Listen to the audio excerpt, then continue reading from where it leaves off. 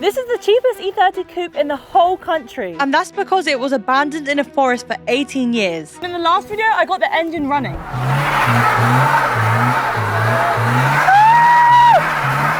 that was all fun and games because today, we're gonna get serious. The person that originally found the car and the person that I bought it off both gave up on it. But the question is, did they give up because they didn't want to do all the work? Or is it just not possible? I've got to strip 3 main parts of this car to find out if it's even savable, because if it's not, the project will end here.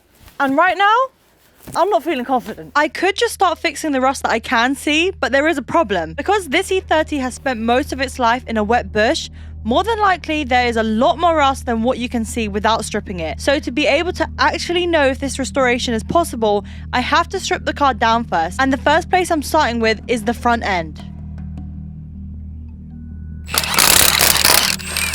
Nice.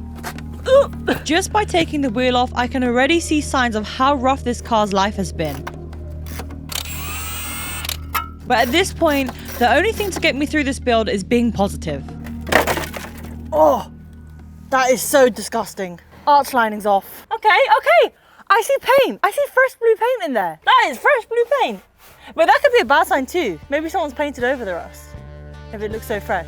And if you haven't already, please subscribe to the channel because I'm going to need all the support possible to save this car. Anyway, let's get these headlights out. First, I need to remove these covers that are held in with 2 metal clips, 2 small screws, and the plastic cover at the back. Now I can get to the 3 big Phillips screws holding the headlights in, which are very tight. Yeah, I fucked that completely. And I really like that one as well. 1 broken screwdriver, WD-40, and some hammering later, I could finally break them loose. It's winking at me.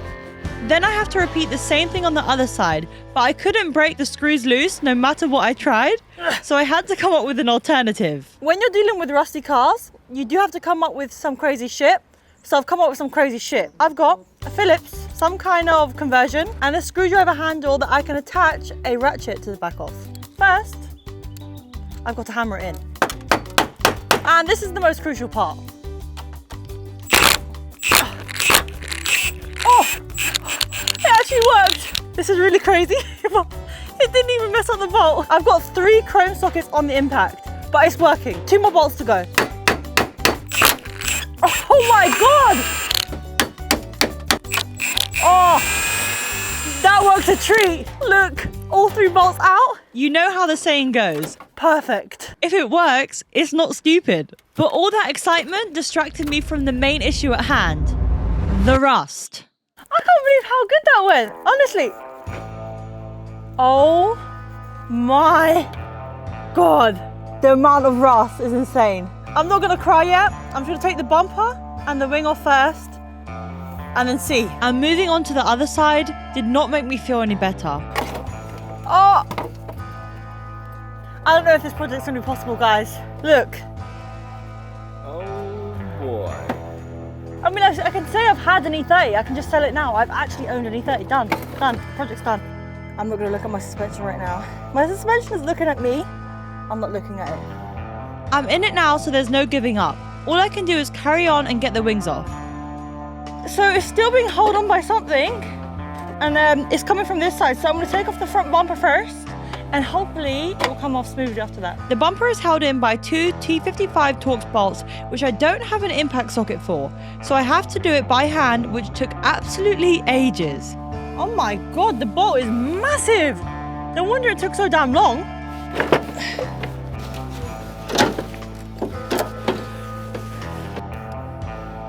Yes, it's off finally, after all that screwing. And like I thought, there is another small screw for the wing under the bumper. Turns out there are 3 more bolts. 2 at the front, 1 is rusted away completely, and the other one, the same as the last bolt at the bottom, is rusted so much that you can't even tell it's a bolt. Instead of getting a grinder out to remove this bolt, what if, theoretically, I just bent it away?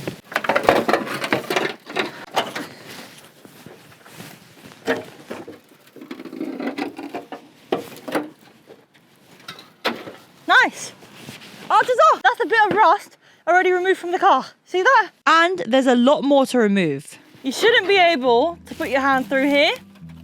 I can. I don't know what's going on here. Oh, wow. I didn't even know this was that bad. And this is even worse. It's like there's rust every single direction I look. Left, right, up, down, there's rust everywhere. So after I've pulled off that wing, I've actually removed off all the bolts of this wing, but the same 2 bolts at the bottom, they're too fucked. I can't take them off. But instead of pulling this one off, I've checked that it's connected to the second part of the bumper. I don't know why there's 2 parts of this bumper. I haven't seen it before, but there's 2 parts of this bumper, and there's 4 bolts holding it in. So if I remove them 4 bolts, I should be able to take the wing off with it, essentially. So I don't have to pull that one off as well. There are 2 8mm bolts right where the headlights are mounted and 2 more at the bottom behind the brake duct. I'm also quickly removing the grills, and the last thing holding on the bumper is a part of the wiring harness, which is just clipped onto it. And finally, the fog lights. But because they have already been hardwired previously, I don't fancy finding out why at the moment, so I'm just cutting off the cables instead.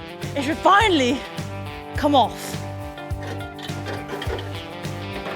And it does not come off. Jesus Christ. Okay, it was trapped. There's a wire trapped, but it comes off. Mate, look at the rust on this thing. Damn. With that done, I need to have a closer look around the A-pillars because I know there is rust there and I need to know how deep it really goes. Well, rubber gloves and blue tissue roll and leave. Disgusting. Disgusting! I'm now removing the windscreen wiper and the vent on the driver's side so I can see if any rust has spread underneath the apron. That's good news. Again, that's like the best bit of good news I've had on build. There's no rust beyond this. That's pretty good. And to finish up, I'm just removing the passenger wiper and some of the insulation around the bulkhead. So yesterday I finished stripping down the front end and it's looking a lot worse. I mean, I already knew that on the left and right side of the wheel arch there was these holes, but I didn't realize down here how much rust there was behind the bumper. I didn't realize how bad the battery tray was, and worst of all, behind where the wheel arch is, this is just a rotten mess. Like, this is a lot worse than I thought. And I guess I know a lot of people would give up at this point, but I have found some parts that make me think I can fix it. But before I commit to this build and buy any car parts, I need to check out 2 more places first to see if it's worth it. And today, it's gonna be the rear I'm checking out. And honestly, I'm hoping that the rear of the car isn't as bad as the front, because that could be bad news for this project. Anyway, just like the front, I need to start by getting the wheels and all the arch linings off first. And it does not look pretty behind there. Then I can get this crusty fuel filler line cover off and move on to the rear bumper. After yesterday's struggles, I bought a T55 socket for the impact, which made getting off the 2 big bumper bolts a lot easier. I can now remove the trims, which reveal small plastic clips that are holding the crush bar onto the bumper. It's easier to remove all of these with the bumper still on the car. And finally, I can pull the bumper off.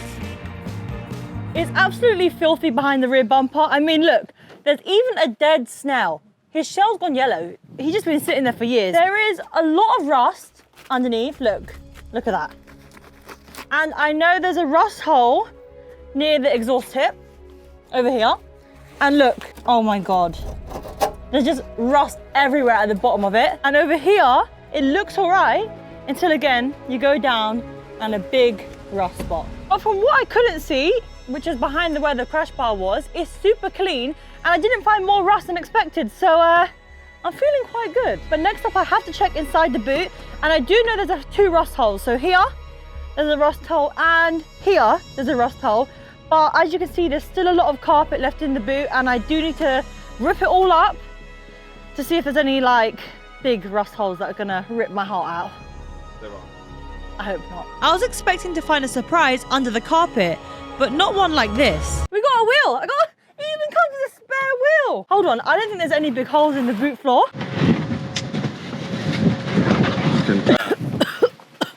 Fucking hell. It's just surface rust. Should probably check under the wheel as well. Oh my God. Oh my God. There's no rust holes. I actually was expecting to find a gaping rust hole in the rear. Oh my God, it stinks. I'm actually gonna get an illness. Motherfucker. Jesus. And look, the blue looks like fresh paint. And I'm more surprised because it's even wet in here. So why is it wet and there's no holes? And the good news keeps getting better. When I stripped the rest of the carpet, the firewall, inner arches, and shock towers were all in very good condition. The only bad bits under the carpet were from the outer arches and the holes on the bottom, which I already knew about. But when I took the taillights out, I found out why the rear panel had gotten so bad. Oh no, there's so much water in this rear light. Oh, that is disgusting. And it was exactly the same on the other side. How? Then this happened. Oh. Literally, I've just taken off this strip. Look at that. The boot is disconnected. So that means that the only thing holding the rear of the car straight was a small rubber seal. Nice! To finish stripping the rear, I just have to remove the boot lid and the plastic trim on the rear panel. And that's the rear stripped. Okay, my boot is officially disconnected. That's bad. That's really, really bad. But at least I got to use my grinder today. All right, so I'm finishing the rear end right now. And this section here, I mean, this is a lot worse than I thought. It is so bad of rust over here. But the good news is that the boot floor is in really, really good condition. This is mint. It's 10 out of 10 right now. And yeah, I would say part 2 of seeing if I can actually do this car build is a success. Right now, I'm feeling confident. But today is the last place I need to check before I can make my mind up if I can actually do this build or not, which is the interior. And there is a reason why I left the interior to last, and it's because of this. There is water everywhere, and generally it just looks rough. The first thing I'm doing is getting the doors off because it will make this easier. I'm disconnecting the wiring harness, which is just falling apart while trying to pull it off. Next, I'm removing the pin for the door brake, which is held in with a C-clip. Finally, I can remove the 2 bolts for the door hinges and lift the whole door off. Right after cameraman Rob cuts off the wire for the aftermarket speakers. Now I can lift the door off. Then I just need to repeat the same thing for the driver's side. With the doors off, I can now move on to the scary part, the interior. The first thing I need to do is remove the seats, which are held in with 4 17mm bolts, 2 at the front and 2 at the back. Look how, oh my God. That's fresh spring water, straight from the mountains. That's good enough to drink. Yeah, there is a small puddle under both seats, so God knows what I'm going to find under this carpet. Smooth. Very smooth. Anyway, I can now move on to removing the rear seats. The bench clips in, so to remove it, I just have to pull it up and out. The backrest has 2 10mm bolts either side, and then it's the same thing. Pull up and out. And when I pulled back the tiny sheet of insulation, I was pleasantly surprised. There's nothing. It's in perfect condition. It was also looking good behind the side panels. The same thing on this side. No rust there. But even though it's looking good so far, most of the interior will need to be replaced, so I'm removing the seat belts too. The front seat belts have 1 bolt at the top and 2 at the bottom. The rear seat belt buckle ends are just bolted to the floor, and the retractors are bolted on the parcel shelf at the back. With that all out, I can now focus on the front. The rear section has 1 bolt onto the ashtray. I can then unclip it from the front and finally remove the handbrake handle. No. I'm usually good at this.